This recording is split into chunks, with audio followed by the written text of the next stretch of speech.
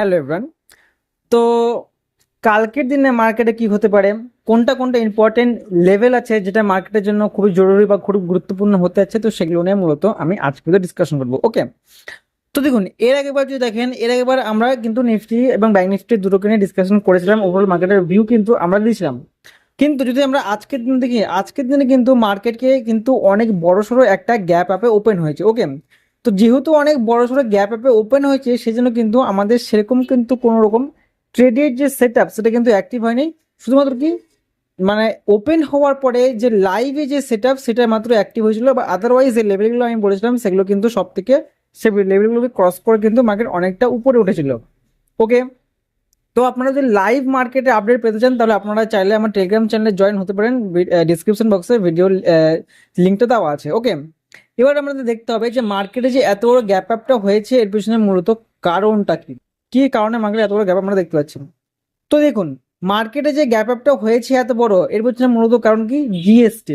কারণ আপনারা যদি দেখেন জিএসটিতে কি হচ্ছে, জিএসটিতে কিন্তু অনেক বড়সড় একটা পরিবর্তন আমরা দেখতে পাচ্ছি। ওকে, তো কিছু স্ল্যাব থাকে জিএসটি, তার মধ্যে কি হচ্ছে অনেকটা কিছু কিছু পরিবর্তন কিন্তু আমরা জিএসটি দেখতে পাচ্ছি, যার ফলে কি মার্কেটে কিন্তু আজকের দিনে আমরা একটা খুব ভালো সড়ো একটা মোমেন্টাম দেখতে পেয়েছি।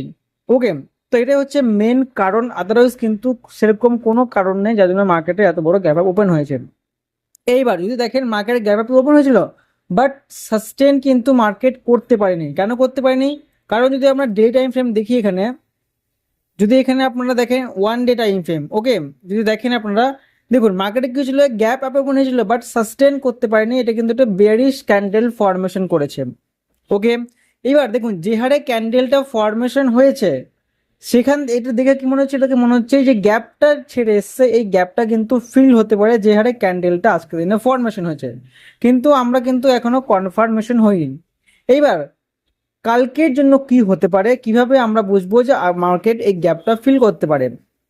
ওকে, তো দেখুন, কাল যদি মার্কেট ফ্ল্যাটে ওপেন হয়, ওকে, যদি মার্কেট ফ্ল্যাটে ওপেন হয়, ফ্ল্যাটে ওপেন হওয়ার পরে এই যে জোনটা আছে যার লেভেল কত, যদি আমরা লেভেল দেখি, তো এইটার লেভেল। ওকে, যদি কালকে মার্কেট ফ্ল্যাট ওপেন হয়, ফ্ল্যাট ওপেন হওয়ার পরে যে 24,852 যে লেভেলটা আছে, যদি এই লেভেলটার নিচে ক্লোজিং দেয় একটা ক্যান্ডেল, তাহলে কি হতে পারে, তাহলে কিন্তু এখান থেকে একটা ডাউন সাইড মোমেন্টাম আমাদের দেখাতে পারে।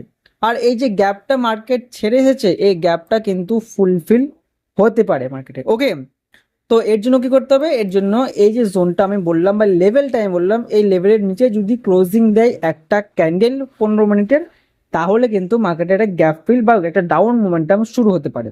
ওকে, এইবার আপসাইড কি হতে পারে, যদি মার্কেট কালকে ফ্ল্যাটে খুললে, ফ্ল্যাটে খোলার পরে যে সুইং হাইটা আছে, অর্থাৎ এই যে হাইটা আছে, যদি এই হাইটাকে ব্রেকআউট দেয়, এই হাইয়ের লেভেল কত, যদি আমরা লেভেল দেখি হাইয়ের প্রায় 24,960, যদি 24,960-এর যে লেভেলটা আছে এই লেভেলটাকে ব্রেকআউট দেয় এবং ব্রেকআউট দিয়ে যদি সাস্টেন করে, তাহলে কি হতে হবে, তাহলে এখান থেকে একটা ছোট্ট কিন্তু একটা আমরা আপসাইড মোমেন্টাম দেখতে পারি, যার ইম্পর্টেন্ট রেজিস্ট্যান্স কি থাকবে, ইম্পর্টেন্ট রেজিস্ট্যান্স থাকবে হচ্ছে প্রায় 25,000-এর যে একটা সাইকোলজিক্যাল লেভেল আছে, এটা থাকবে আমাদের জন্য ফার্স্ট একটা ইম্পর্টেন্ট রেজিস্ট্যান্স এরিয়া।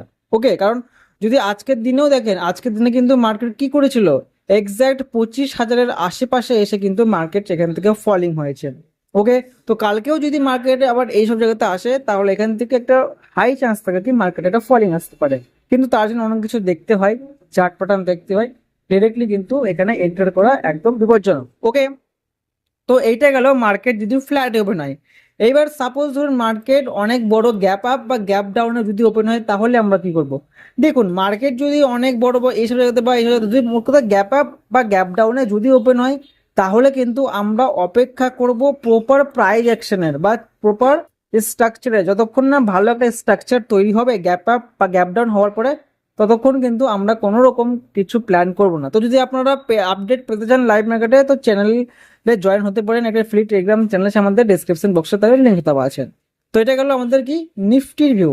এবারে আমরা দেখবো কি ব্যাংক নিফটিতে কি হচ্ছে এই সময়। তো দেখুন, ব্যাংক নিফটি দেখেন, ব্যাংক নিফটিতে কিন্তু আমরা অনেক বড় সড়ো কিন্তু একটা কি হয়েছে, একটা কিন্তু গ্যাপ অ্যাপে ওপেন হয়েছিল। বাট যদি আমরা ডেলি টাইম ফ্রেমে দেখি এখানে কি হয়েছিল, এখানেও কিন্তু একটা বেরিশ ক্যান্ডেল কিন্তু আমরা ব্যাংক নিফটি দেখতে পাচ্ছি। তার মানে কি ব্যাংক নিফটি গ্যাপ আপ তো ওপেন হয়েছিল বাট সাস্টেন করতে পারল না। এইবার দেখুন ব্যাংক নিফটিতে একটা ইন্টারেস্টিং জিনিস কি, সেটা যে ব্যাংক নিফটিতে কিন্তু এইখানে অনেক বড়সড় একটা সাপোর্ট আছে। ওকে, অনেক বড়সড় কিন্তু একটা সাপোর্ট আছে নিচের দিকে।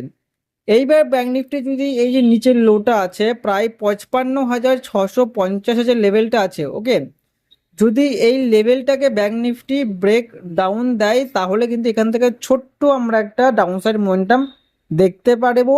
যার লেভেল থাকবে কত, যার লেভেল থাকবে প্রায় 55,585। দেখুন লেভেলটা কিন্তু খুবই ছোট। কেন ছোট, বিকজ নিচে কিন্তু অনেক বড় সড়ো একটা সাপোর্ট আছে, যার জন্য কি লেভেল কিন্তু খুবই ছোট কিন্তু আমরা বর্তমানে দেখতে পাচ্ছি। ওকে, এইবার যদি মার্কেট ফ্ল্যাট ওপেন হয়, ফ্ল্যাট ওপেন হওয়ার পরে যদি মার্কেটে কি হয়, এই যে সুইং হাইটা আছে, ওকে, যদি এই যে সুইং হাইটা আছে মার্কেটের, যদি এই হাইটাকে ব্রেকআউট দেয়, লেভেল কত 55,847। ওকে, যদি এই লেভেলটার উপরে মার্কেট বেরোয় বা এটাকে ব্রেকআউট দেয় তাহলে এখান থেকে হয়তো আমরা একটা ছোট্ট একটা আপসাইড মোমেন্টাম দেখতে পারবো। যার লেভেল থাকবে কত, যার লেভেল থাকবে এইটা, কত লেভেল, প্রায় 55,960 যে লেভেলটা আছে এতদূর কিন্তু মার্কেট আসতে পারে যদি না কালকে ব্যাংক নিফটি এই যে সুইং হাইটা আছে এই হাইটাকে ব্রেকআউট দিয়ে সাস্টেন করে তাহলে।